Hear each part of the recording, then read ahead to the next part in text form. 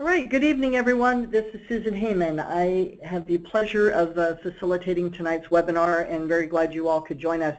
I want to let you know right at the outset here, we are recording the webinar for those who were not able to attend or for those who are just interested in the discussion that you'll be having this evening. So you'll notice on your control panel that we are in recording mode. I believe that shows up for you. Just wanted to make you aware of that. So we're going to go ahead and get started here. And again, if you have not yet entered your audio pin, please do that so that it will be able to hear you if you would like to make a comment or ask a question later on.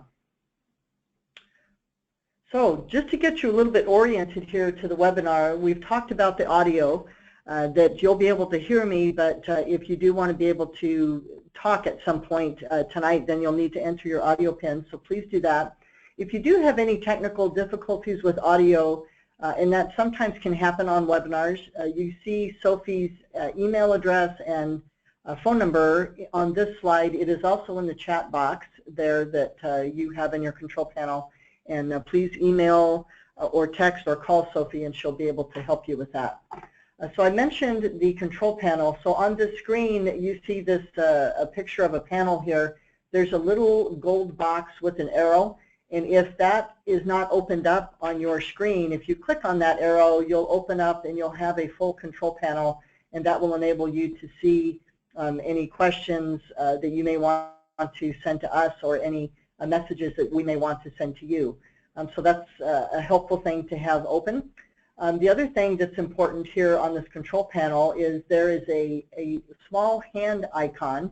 So if you take a look at that, that's really important for us to be able to communicate with you. If you want to ask a question or make a comment, what we need you to do is raise your hand. So if everyone would take just a minute and show me that you are finding this, and if you could go ahead and click on your hand and raise your hand for me. I see a whole bunch of hands going up, so that is great. So hopefully everybody can see that, and then if you click your hand or click that hand again, then your hand will lower. So that is how you raise and lower your hand. And what we'll be doing on our end is we'll be keeping track of whose hand is raised and the order that it's raised. Do our best to try to take the questions in the order that they are asked or that your hands are raised. The other way that you can communicate with us this evening is to enter in a question just by typing it. Again, on your control panel, you'll see that there's a box that says questions. If you open that, there's a spot here. You can see it on screen that you can type in a question, and then you hit send, and it will come only to the organizers here in the room, and that would be myself and Brett Watson, who is here with me, as well as Nick Wells with the city. And we'll be able to see your question and then try to answer that. I really encourage you, though, tonight to raise your hand and actually let your voice be heard. We can certainly do the questions, and we've been doing those for the previous 3 webinars. But to the extent that you're comfortable actually asking your question or making your comment, that would be great. We would really, really encourage you to do that. The other thing I want to point out is if you look on your control panel, you'll see a little box that, and I don't have a picture of it, but it shows handouts. And if you click on that handout box, it'll open up and you'll see that the focus group summary report is posted there. If you didn't have a chance to take a look at that yet, that might be something that you want to download so that you can look at it on your computer while you are also in the webinar with us this evening. So that'll be there for the rest of the evening if at any point you want to open that up. All right, so tonight's agenda should be it's pretty straightforward and it shouldn't be a surprise. We sent this out earlier. The real purpose for tonight is to give the city an opportunity to share feedback with you. It's basically what they think they have heard so far from the feedback you've provided on the maps, the zoning maps that have been presented both in September and in October. And it also provides an opportunity for you to ask clarifying questions and to provide any additional feedback. So if you think there might be something that either the city missed or maybe didn't characterize the way you thought you heard it, this would be a really great time this evening to share that information with us. So we'll go through, finish up the meeting overview announcements here, and then we'll go to the zoning map clarifying Q&A. And Nick will provide a little introduction to this section, give a little recap of the mapping and how to evaluate MHA using racial equity as a way to do that. So he'll provide a little introduction there, and then we'll ask you if you have any clarifying questions just on the maps, generally speaking, in how you read them or how you use them. And once we get through that, then we'll actually go to a discussion of the feedback that you might have. And we have a couple of questions on the agenda to kind of help prompt you for some of the discussion we would encourage tonight. We do have some observers with us, so we'll provide a brief observer comment opportunity when we get to towards the end of the meeting. So those of you who are observers, you're welcome to send us questions as we go anytime.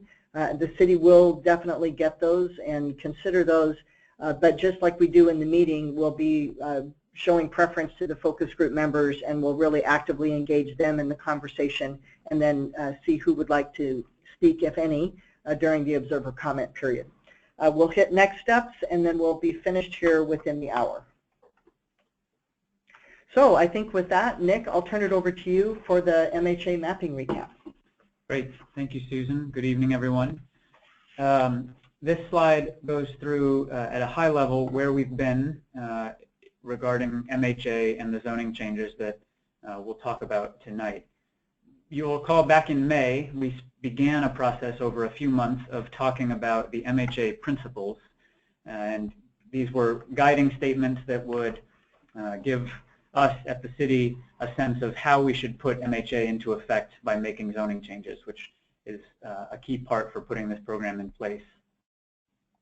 We produced a document summarizing your input on those principles, as well as what we've heard in other places, and then used that to develop the first draft of zoning changes. And you first saw 5 example urban villages with zoning changes at our September meeting. And there was at least 1 urban village from each of the 4 focus groups. And the purpose there was to get everybody familiar with what the maps look like, how to interpret some of the symbols and colors and labels, and to get some initial feedback about whether we're headed in the right direction in terms of interpreting the principles in order to put MHA into effect. Then in October, the full slate of urban village maps went online at our Consider It website, hala.consider.it, and there's 28 or so urban village maps there where we've been getting a lot of really great discussion and comments from people over the last several weeks. Then at our October meetings for the focus groups, we presented the urban villages for each focus group and went through a discussion to get feedback on that first draft. And tonight in this November, actually now December 1st webinar, we will review our first preliminary summary of your input on those maps for the medium density focus group. As Susan mentioned, I want to highlight one key part of MHA in particular. This is something that we've continually touched on in our meetings. In fact, we began, I believe, in May with part of that meeting devoted to a presentation about the city's race and social justice initiative. And we've had as a core principle throughout this process the goal to evaluate MHA through a racial equity lens. And I want to just remind everyone some of the ways that we interpret that and that we apply that principle so far, how we've done it, and going forward. And so for us, that involves broad questions about who's engaged in this process, who's at the table as part of these decisions, and if not, who should be.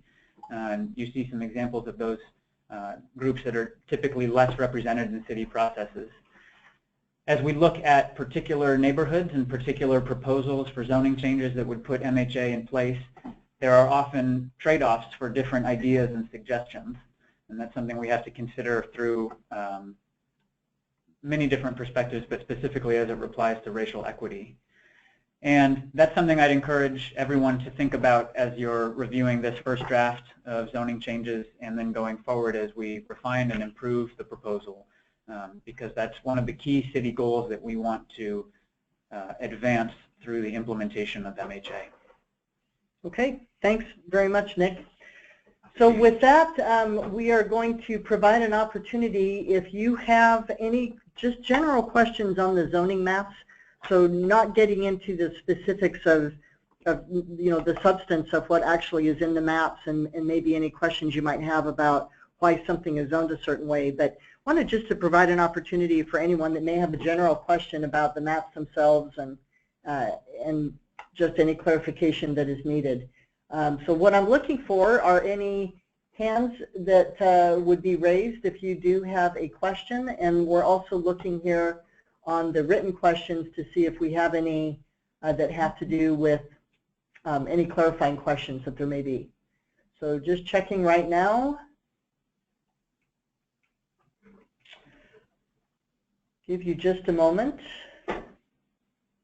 And we do have a couple of people who are having difficulty getting voice access here. So if you have a question that you want to submit to us, please feel free to submit it through the question box, and then we'll be happy to get that.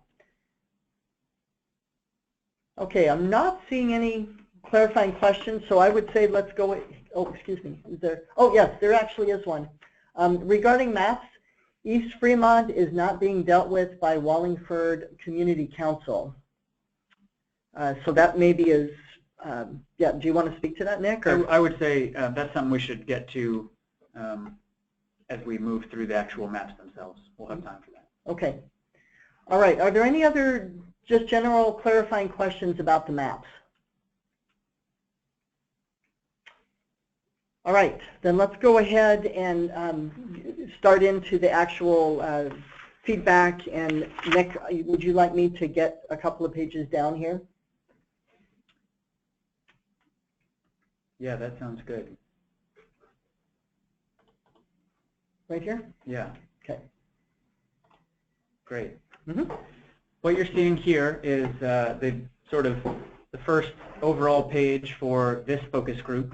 And what we've done is try to capture some common themes that came up during the discussion at our October meeting and in some places through other communication with focus group members afterwards. And these, again, are really not specific to just one map, but themes that we heard throughout the process of reviewing the urban villages. So to touch on a few of those, transportation and infrastructure both have come up actually across all of the focus groups as really important issues to deal with. There's been feedback that some areas where transit access might not be adequate, that's something we should consider as we're proposing zoning changes. Similarly with infrastructure, some neighborhoods have gaps either in sidewalks or crosswalks or the open spaces that we expect in our urban villages, and that there's a very clear interest in making sure we improve those critical assets as we grow. Transitions came up. That's one of our key principles and something we definitely are continuing to look for feedback on if there are particular areas where any of you feel we've not achieved the principle as it lays out for transitioning between higher and lower scale zones. I also want to mention we've heard repeatedly that there's support for providing notice directly to people who will be affected by these zoning changes, specifically the people that live in the areas, in the single-family areas particularly, where we've proposed changing the zoning. That is something the city has heard loud and clear. In fact, in the last few weeks, we've begun sending out a mailer to all of the residential and commercial addresses in the rezone areas. Some of you may have received those already. We've sequenced that mailer a little bit based on some of our upcoming open house meetings. I'm going to touch on those dates towards the end of the webinar. So don't panic if you haven't gotten that in the mail yet. Some of you may have, but that is a way that we're trying to make sure everybody that needs to be aware of this has a chance to participate. All right, thanks, Nick. Before we go further as far as asking for questions on specific maps, Bree, I see that your hand was raised, so we're going to go ahead and unmute you and see if you've got a question or comment here. So go ahead, Bree. Great. So on infrastructure, one of the things that came up repeatedly in the focus groups and that has come up as I've been talking to people in the community is not just about pedestrian improvements and open spaces, but actually the sorts of amenities that make an urban village an actual village and a community, and that the urban villages originally have sort of been defined by transportation hubs, but you don't need to just be able to get out of your neighborhood. You need to be able to live in your neighborhood. So I'd really like to make sure we capture somewhere the need to make sure that there's a grocery store and a daycare center and some of those things, and have the city figure out how to both identify the needs of the neighborhoods and help to get those amenities in place. Thanks, Bree. That's really helpful. I appreciate those specific examples, and if you have others, let us know. Yeah, and I don't know who would do it or you know, kind of how this would be done, but I would actually love to see surveys done in the villages saying, what do you leave your neighborhood to do? What would you like to see? And then that can help inform development and ideally some incentivization and that sort of thing. So, so if you could capture that, that'd be great. Will do. Thank you. All right, thank you, Bree. Okay, let's go ahead then, and with that general introduction that Nick provided as far as the themes, the overall themes, then what we'll do is just go to the maps that you guys want to talk about, where you either have some additional feedback or you want to talk with the city or talk with Nick here about what the city captured as far as your feedback and whether or not you have some things to add with that. So looking for hands raised or questions submitted through the question box to see if you have anything that you would like to point us towards for discussion. And if you're still thinking about that and kind of contemplating that, then what I'll do is ask Nick to start to touch on a couple of the specific maps and provide some comments that he thinks might be helpful as far as general overview.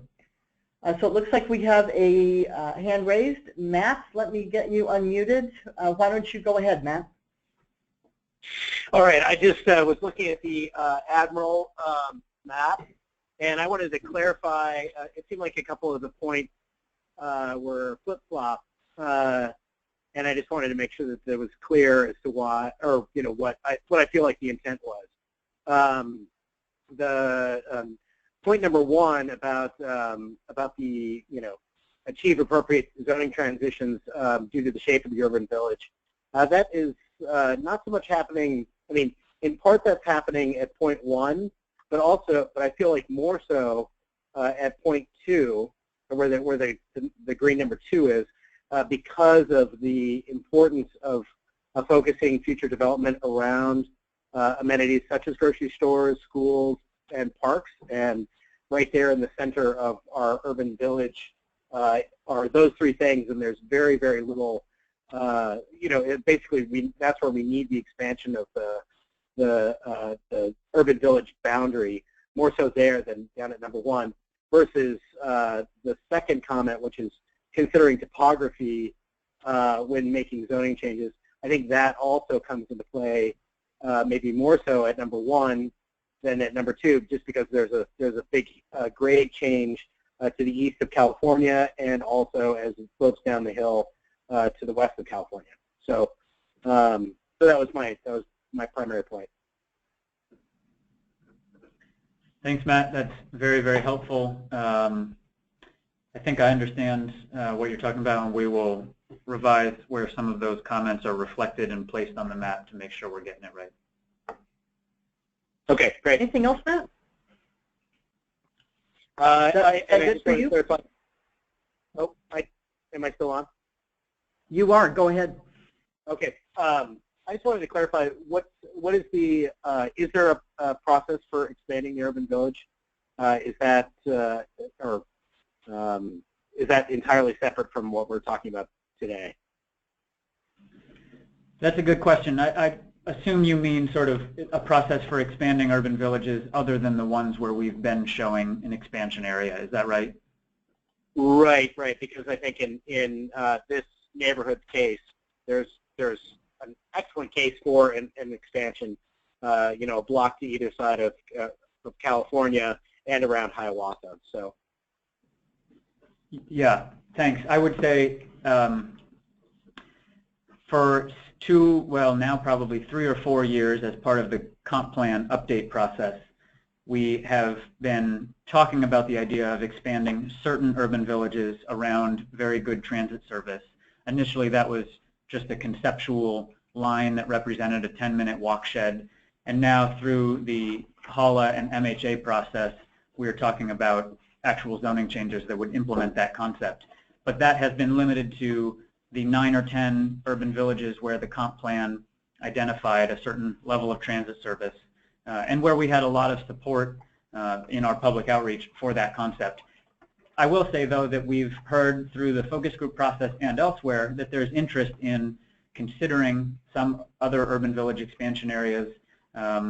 That's something where we get a mix of opinions. Some people, not everyone agrees on that, but it's something that you might see recorded in this document for some of the other focus groups, because we have heard that there may be other places where at least focus group members have had an interest in seeing an expansion. Okay. Thank you. Thanks, Matt. Thanks, Matt.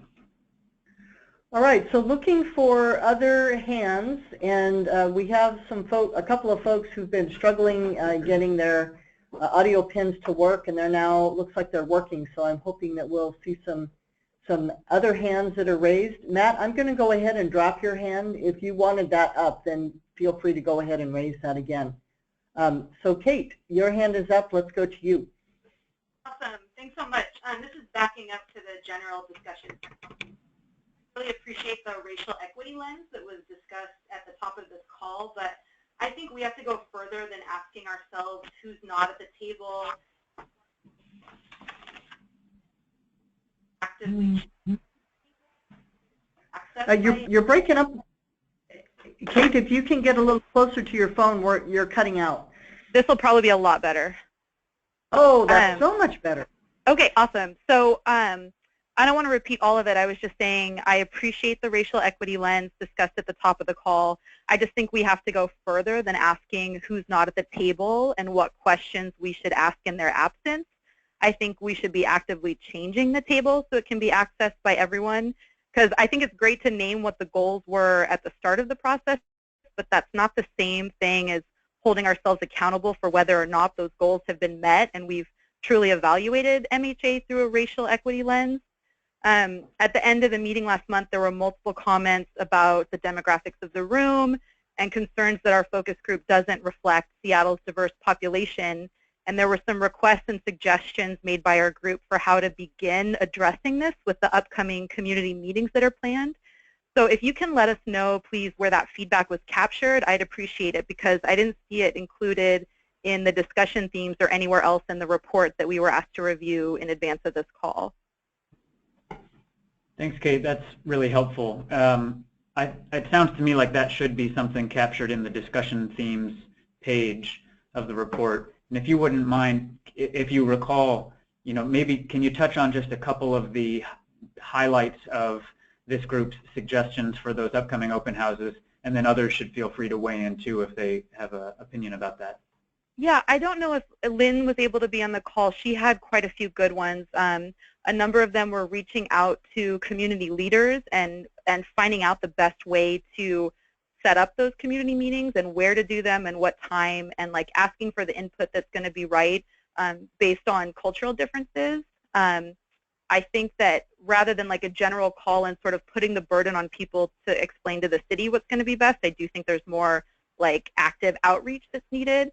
Making sure that things are translated in advance of meetings or requests for applications goes a long way so that there's not a scramble to catch up.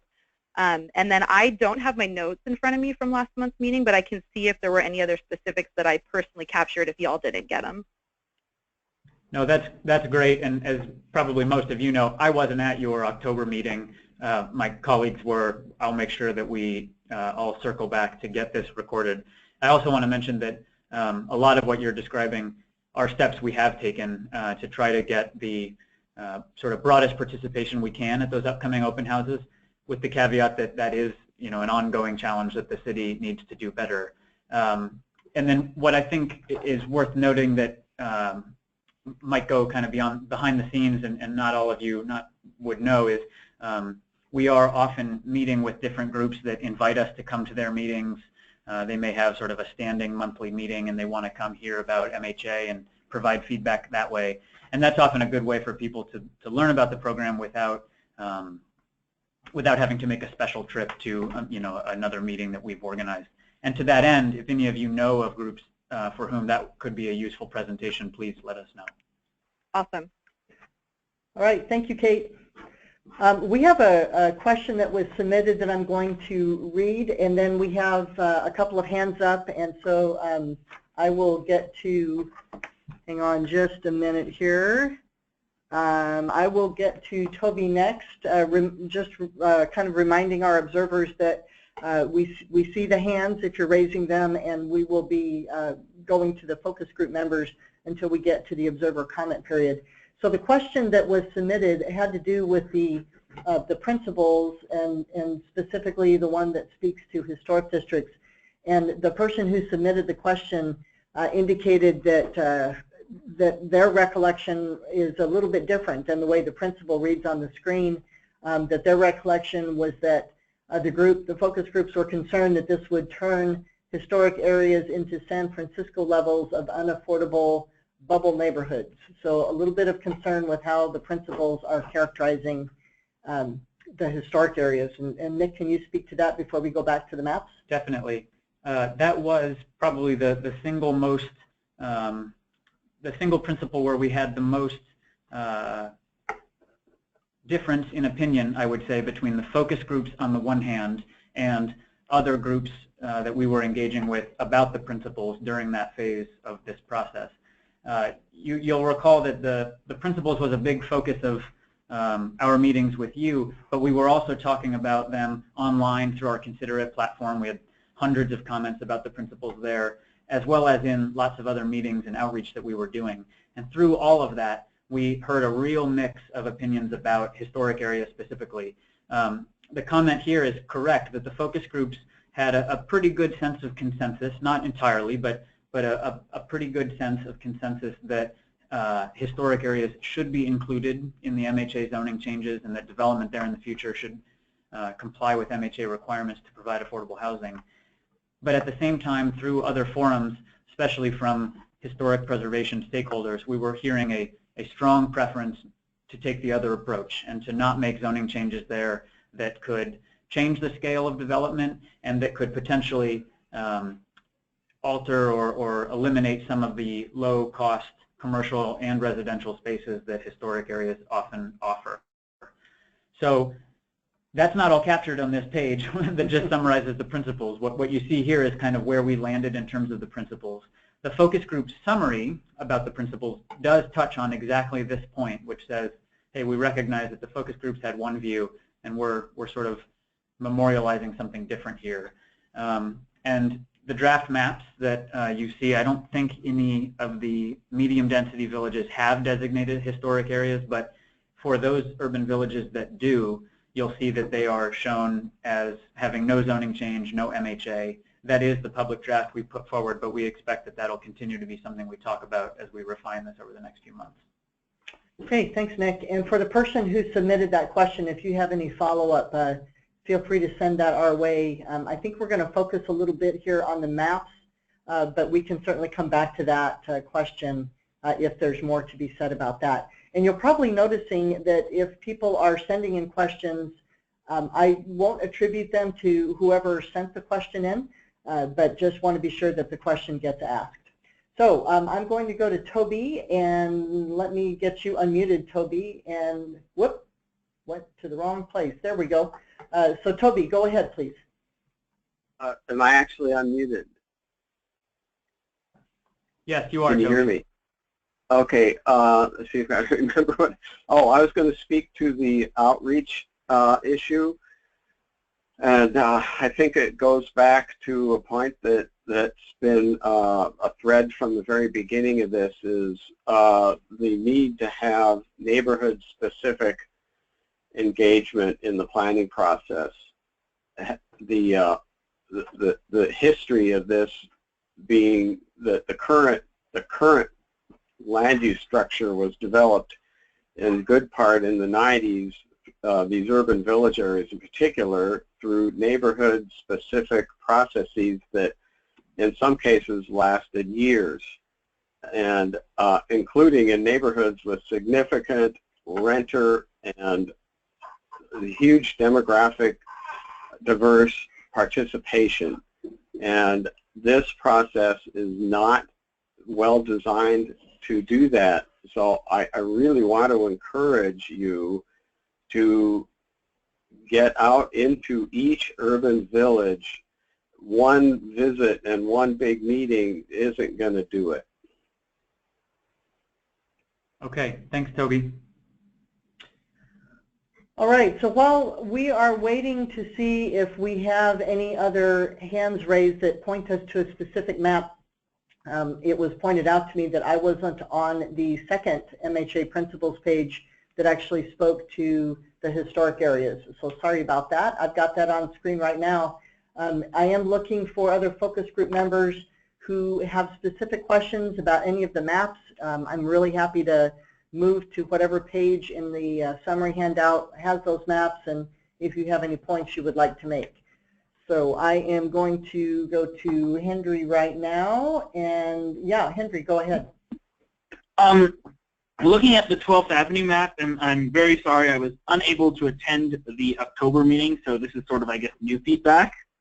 I'm noticing that the major institution overlay on the sort of 12th Avenue, Capitol Hill, that map, includes several blocks that definitely have things that aren't major institutions on there. For one thing, apparently my old apartment is part of the major institution now. And I'm sort of curious, is that, how, I know, for example, the block around 12th and Columbia, that's apartment buildings. And I'm sort of wondering what's going on there. Is there a change or something going on? Yes, good question. What you see on the map doesn't really go in depth into a full explanation for this, but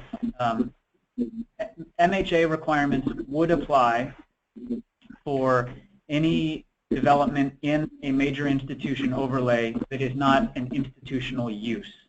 So for example, your apartment building at 12th and Columbia, I think you said, if the owner of that redeveloped into a new, bigger residential building, they would have MHA requirements that apply because the underlying zoning would have that written in. It's only for institutional uses, which are a defined thing, where MHA requirements wouldn't apply, and mainly that's because major institutions go through a sort of different planning process.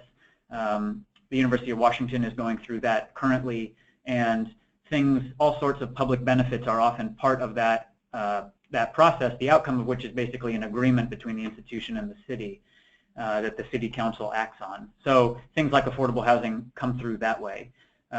Long story short, we've shown those institutional overlays in a sort of single blue color, but in places there are areas where non-institutional uses, apartment buildings or other office buildings that aren't part of the institution, would be developed, and those would have MHA requirements. Henry, I had to mute you. We were getting some interesting feedback here, so do you have any follow-up on that? I just wanted to ask, is there a general, if it's an overlay onto existing zoning, is there like a general category that the zoning is that is being overlaid? Not really. It's a mix. It's a similar patchwork to what we see elsewhere, and I can follow up with you or with the whole group to provide more detail. It's not something I could explain orally, but I'm happy to get into that more. All right. Thank you. Right. It's a good question that we'll capture, that there's an interest in that. Thanks. All right, so going to the hands again, let's go to Bree. Let me get you unmuted. Okay, Bree, go ahead. Hi, yeah, I just wanted to follow up on that because I had the same reaction when I initially saw the 12th Avenue map, because such a large part of our area is major institutions. We have like 3 overlapping major institution master plans right there. And I just wanted to let Hendrik know that I had asked some of the same questions of some folks as well, and that blue overlay is not necessarily where they have buildings now, but is the area that is designated in the current MIMP for each of the institutions, and that SU has expanded quite a bit in their more recent MIMP, which is why it's so blue. Anyway, just as a little background. Thanks, Bree. That's right. Okay, thanks. Appreciate that. All right, we received a question that might be helpful for others. So the question was, do you want us to reiterate comments on specific map issues that are already made? So I would say you don't need to repeat map issues that have already been identified and that the city has reflected and said, yes, we hear that. However, if you read it and it sounds like that isn't how you remember the conversation going, or you think there's something to add, we definitely want to hear that. But you don't need to restate things. What's already in the summary is already going forward unless, as focus group input, unless we hear otherwise. I also received a question from an observer who has a hand raised, and we do see your hand, but we're not going to the observers until the observer comment period. So just hang in there, and we will get to you when we get to that point. So I'm going back to Toby. Toby's hand is raised, and Toby, where would you like us to go here? Well, I guess the Fremont map that includes west end of Wallingford and I guess so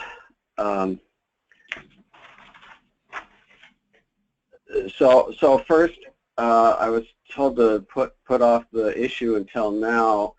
The Fremont Neighborhood Council actually met a regular monthly meeting. The last one of the year was on Monday, and there were at least 4 people there who live in East Fremont.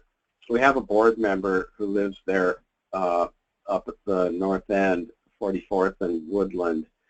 And the president of the Wallingford Community Council is there as well. And the bottom line for outreach and participation and all that kind of stuff is the Wallingford Community Council will be addressing this, but they're not really dealing with it in the way that Fremont has for 40 years.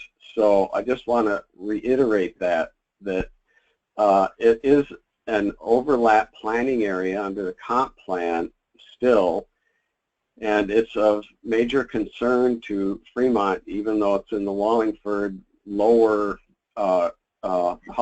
lower density urban village HALA Focus Group. They're not here. So I also recommend that you get to the Wallingford Community Council meeting. I think it's going to be on their agenda. They meet like the first Wednesday, what is it, like the 7th, next week. So there is a lot of concern about, reemphasizing what was stated. The upzone of SF to L3 is a huge change, and it's really upsetting to a lot of people. SF to L2, not so bad, but still, it's just not good land use planning for an area that has already experienced, the area down below Bridgeway there has experienced many hundreds of units, and we have not got the infrastructure to support. If you go up zone L1, L2, and 3 on all those blocks west of Stone Way there, it's going to fill up with hundreds of apartments that are walled in by 40, it's just like, it's a little island between very difficult to cross arterials and has very little amenities in terms of open space. It's just not good planning. It doesn't meet the criteria that you've talked about. So I've emphasized that enough. You know, it's just not good. The other couple of points I really want to make briefly, where the one circle is, the map talks about it as the need for, the NC is fine, but I want to raise again a point I made before. If you look at the little, each little block down there, some of them are going up to 75 feet, but you know, that block that's being rezoned from 65 to 75 feet, that's recently redeveloped. It's got security properties in the PCC building in it. So I really don't get why so many of the recently redeveloped properties in downtown Fremont need to be rezoned to significantly higher, 10 and 15 feet in some cases. Why? It doesn't make sense. I think that it's really important to take that whole section of orange down there in the heart of Fremont and overlay the recent redevelopments that have already happened all the way down along 34th to the right, where that 75-foot height is. That's already being, there's cranes on both sides of Troll Way down there. It's not going to change. Hey, Toby, let me interrupt here. So Nick may want to provide a little feedback on this, and then I do have another hand or two up, and I want to be sure to get around to others too. So let's, happy to quit. There might be other maps too. Yep. Nick, cut me off, no problem. Thanks, Zoey. Thanks for understanding, and thanks for sharing the comments. I think we can clarify a few of these points to make sure we're capturing some of the things you've said. To me, at first glance, seems like good content for the varied opinions section, because we have heard a real mix of opinions about some of those things.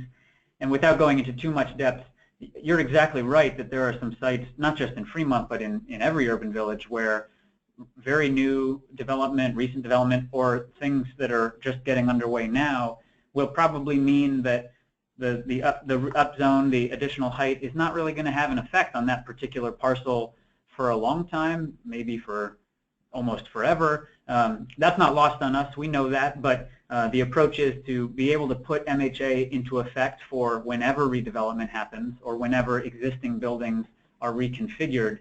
We have to make zoning changes that add development capacity. That's part of the state law approach that we are following. So we can talk more about that another time, but I just want to acknowledge that we know about those areas, like you mentioned, down by PCC and heading along 34th towards Stone Way. any quick response on that, Toby, before I move to someone else? Really quickly, does MHA apply in the industrial zone? It applies to commercial uses in IC zones. Those are industrial commercial zones.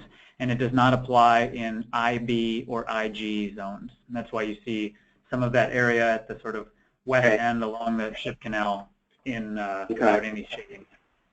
Okay. Well, my long-term response is I'm opposed to those height increases where they're not needed. Okay. Thanks. All right. Thanks, Toby. Okay, so let's move to Ryan. Your hand is up. Let me unmute you. And Ryan, would you like me to go to a different map? Well, I guess I have 3 points. 2 questions and the first point. So to piggyback on Toby's issue with, there's current development that's already gone on, and Nick pointed out that there's lots of urban villages that there is current development that's not going to change with this zoning change. In places like my neighborhood, and now you can go to the Aurora Licton Urban Village, please. We have a whole commercial core which is basically denseless. That's all going to go to this NC 75 or NC 55, and that's fantastic. Everybody in my group, my community, is all for that. They think that this is a great opportunity. So what I would actually be curious about is, as the city dives in further into detail and do some detailed planning, which we had a workshop for our community earlier this week with Rob Johnson. If they start looking at more of the specifics of what could be done with this zoning, like maybe a 4-block radius around one of the major, nodes that crosses between Aurora and whatever horizontal access that the city kind of comes up with as a further master plan, if they look at that, there's a real opportunity to both incentivize and sort of spark what this urban village is going to be, because right now you have an urban village basically in the residential zones, but you don't have it in the commercial. Now the zoning is the first step, which is great. So I'm curious if moving forward, and maybe you guys can't answer it now, but moving forward, if they can dive into places like our community and say, there's a great opportunity here. There is nothing here. We can really spark development. We can come up with ways to get the types of properties to maybe start at the node and work outward. So that's just kind of the first point. It's not really a question. But another question I have, and I've asked this at a overall community meeting, and I've asked it in the HALA meetings, is I'm curious, as we talk about the desire to discourage displacement and racial social equity lens, if we look at what's going on, there's a real obvious point that a lot of this residential is going to see an increase in property taxes. And I understand that it's a complex issue for how the King County assessor assesses your property. But overall, if it moves forward and development occurs, many of these people that are in homes that were affordable at the time they were either purchased, or maybe the owner that's renting it, same deal, their property taxes are going to shoot up, 2 to 3 times in the residential small lot, possibly much higher in some of the more dense lots, and I'm just guessing at that number. I'm not sure what the actual number is, and I was curious if you guys have any concern or if you've studied that, because I think that's a real big, obvious factor here that goes hand in hand with other non-zoning issues such as transit and infrastructure. Thanks, Ryan. I will address that one if you have a second. Sure. It's a very good point. It's something we hear very often. I get asked very often, what does this mean for property taxes? And I entirely agree that there's a challenge where property taxes, even aside from zoning changes, are going up and are sometimes a burden for lower income people, totally aside from MHA. So entirely hear you on that. And to one point you made, we have actually looked at some actual data about assessed value and how that has changed in areas that have been rezoned. We have one good example in recent history of a single-family area that was rezoned to something else, and that's in the Roosevelt neighborhood when that area had zoning changes about 5 or 6 years ago now. And I've done a comparison of single-family property that was in the rezone area. Some of it became low-rise 3, some of it became even mid-rise, so a really substantial change, and compared that to sort of a control set of properties on the other side of Roosevelt that remain single-family today. And to save time, long story short, the way the assessor goes about measuring value and therefore your tax bill is with something called highest and best use, and some of you may know that concept. But and I've spoken to them 2 or 3 times about how zoning changes like what we're proposing will actually affect these things. And they take a pretty conservative approach in the sense that they don't just change the property value overnight when the zoning changes. They wait until the market has clearly demonstrated through new development projects that there is a change in the highest and best use for that land. So in the Roosevelt example, you could see that. The test case and the control group had no change between the two of them for about 3 years. They increased a little bit year to year because overall values went up, but there was no differential between them until a few of those big mid-rise projects just east between Roosevelt and I-5 broke ground and started getting built, and then there was a 20 or 30% increase or difference for the single-family lots in that area. I'm happy to share more detail with you about that before rambling on and on here, but we hear it a lot, and it's often not quite as extreme as people expect, but we do recognize that it's a concern. So thanks, Ryan. I've got a few more questions that have come in, or comments, so I do want to touch on those. So, can I come back to you if we've got time? I just wanted one quick follow-up to that. I just want to point out really that, quick, Ryan. Okay, so the other areas of the city that are going to remain single-family are going to pay less tax, property tax, in the long-term plan of this than anybody that stays in their single-family home currently inside these urban village boundaries, because it's going away.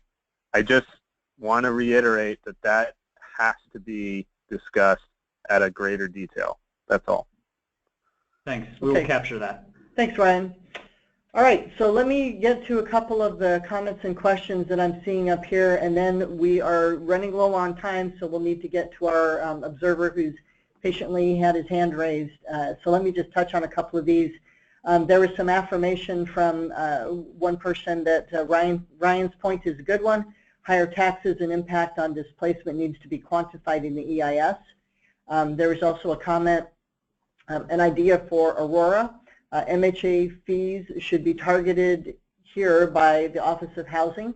A nice combination of vacant and underutilized land, lack of UV center feeling, and proximity to transit. Also, another comment, let's see, I had thought at the last meeting, Jeff had mentioned we would have some results from the capacity analysis by urban village. Is that available, or did I misunderstand? So can you speak to that, Nick? We are. We've been working on that, and we are getting pretty close to having that available. Okay. Thanks. And then we had another comment, displacement after 3 years due to 30% increase is not as bad as after 1 year, but it's still not good. And thanks for the information. Please put out the Roosevelt comp analysis that you did. So that's a suggestion. Any comment on that, Nick? No, I can share that information. Okay, I've got one more comment that came in, or question, so we'll touch on that, and then I'm going to head over to our observer, and then we'll have a little bit of wrap up here. So question, has anyone from OPCD talked to small developers about how MHA will affect their interest in building housing in the urban villages? I would say yes, we have received comments from those sort of folks, and have formally convened some groups that have that expertise, and would welcome more comments from them at all times. That's probably all I can say at this point. All right, thanks for that, Nick. So I'm going to go to our observer here. So let me, and now let me just get to the right place here. There we go. So let's see. Offer, your hand is up. I have two hands for you, so I'm going to unmute one of them and see if this gets you. So did I unmute you? Is it Offer?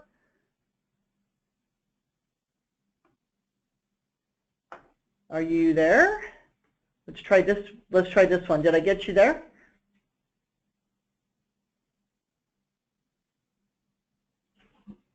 Okay, so not hearing you. It looks like you are unmuted. So if you are still with us, could you shoot us a message? I have you unmuted, but I'm not hearing you. Any chance your phone is muted on your end? Okay, it sounds like you can hear me, or it looks like you can hear me, and I am unmuting you, but I'm not seeing you or hearing you. It looks like it's muted on your end. That's the message that we're getting. Can you unmute your phone some way, either by pushing a button, or there might be a number for you to enter? Well, while you are yes, working on that. How's it now? Perfect. We can hear you now. Oh, great. Please, go ahead. Excellent. So hi, hello everybody. My name is Offer, and you just asked about the feedback from developers. So here you go. I'm smaller developer doing a project focusing on Seattle and building affordable housing, apartment buildings, townhouses, but really focusing on the areas that are developing in order to allow people low rental and cheap housing. And we love what you guys are doing with HALA. We think it's great with all the challenges and pain that some people are going through. We think it's a great way to just provide more space to build more units. So just to start off there, and I have two quick questions. One of them is regarding green standards. We know that green building today provides incentives in FR and density limits, but I didn't get to see in the documentation if there will be any dependency on green building or whether it's going to provide even further incentives. So this is one. And the second is specific questions regarding a specific area in 23rd and Jackson Urban Village. So let me know if you want me to ask now or answer the first one first. Actually, could you go ahead and ask your second question? We often don't have answers to the observers' questions, and we are running a little low on time, so it might be good to get your second question out. Okay, great. So I have we purchased a property for development in 23rd and 2nd, just to the east of Gideon School. It's in South Plain Street. And the initial maps that you published about a month ago or a couple of months ago show that this area is going to be rezoned from SF 5000 to LR1. We hope it will be a little bit higher than that because it's just across the alley from a commercially zoned area and next to LR3s, and we hope it will be you know, a nice transition. But now in the recent maps that I just saw a week ago, it looks like the block was split to half. LR2 and SF 5000, and some of the properties are cut in the middle and have split zoning, and ours is RSL, was changed to RSL as well. So I was wondering why the block was split in half in such an area that actually is screaming for a better transition.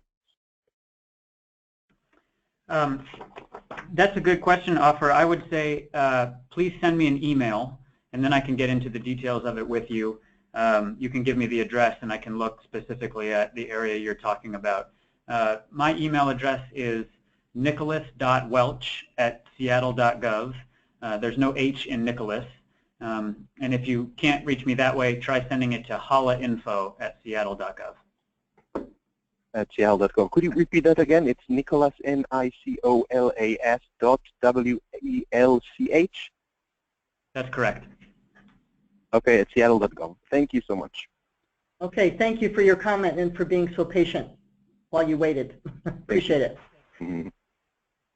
All right, we're going to go ahead and we have a couple next step slides here, so let's go ahead and get to those. And for those who have sent in some additional questions or comments, please know that the city will get those and we'll make sure they're reflected in the summary as well. So Nick, do you want to go ahead and talk about the other ways to participate? Yes, thanks. This is just a few other things that we want to be on your radar, and I'm just going to touch on a couple. One is the HALA Consider It website. I imagine many of you have spent some time there, but if not, it is a really good way to review all this stuff on your own time and really dig into the details. It's hala.consider.it. You can leave comments there. Our city staff are reading those comments as they come in every day. And a new thing that just came out this week that you can reach by going to the Consider It website is that we have an interactive web map that lets you actually move throughout the city and zoom in and out to identify specific parcels.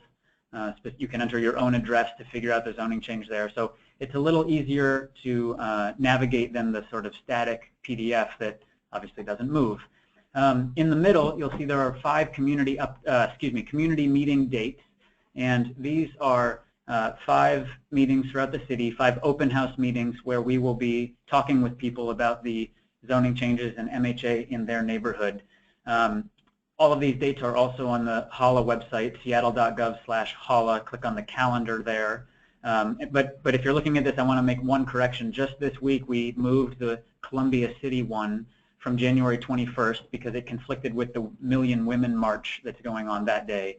It is now February 4th, but I would just encourage you to go to the HALA website for that. And then finally, the EIS process, the Environmental Impact Statement. We've talked about that a couple times with the focus groups, but in February or early March, we will have a draft of that available for public review and for public comment. And that'll be another good point for you to see where we're at with studying different alternatives for how we could implement MHA and the potential trade-offs, pros and cons of those different scenarios. And then, as always, if there are other events you think we should be aware of or that we could attend, or groups that would like to hear from us, please put us in touch with them or them with us. And lastly now, this is just a quick recap of where we've been with the focus groups regarding MHA since September and where we're headed. So you can see we began with those 5 example maps. Tonight we're reviewing the preliminary summary of your feedback. I want to plug December 10th, a week from Saturday. Along with these webinars, we are sort of combining the web and the in-person format. So on the morning of Saturday, December 10th from 9 to noon, we will be at City Hall in the Bertha Knight Landis room where we've had some previous meetings. And that's a good chance for focus group members to drop by anytime during that window to talk with staff, ask questions, continue sharing input. We don't plan to finalize this summary of your input until sometime in January. So we are still open for that feedback on December 10th or by email. Speaking of January, we do plan to have a wrap-up event, and that's something we've alluded to a few times but have never really hammered down in terms of the format. And if you have ideas or specific requests for the format of that, we're listening and we'd love to have your input. We will probably send out an email next week outlining that event and asking for your preference on dates so that we can make sure it works for as many people as possible. And then following that, we will have a summary report available. All right. Well, thanks, Nick. And we are out of time, in fact, just a little bit over. So really appreciate everybody participating in the webinar this evening.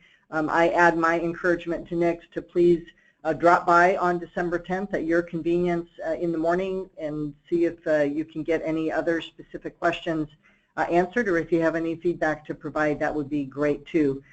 So thanks again. We will be in touch, as Nick said, next week with some preliminary information about January, and we'll look forward to seeing you in person then.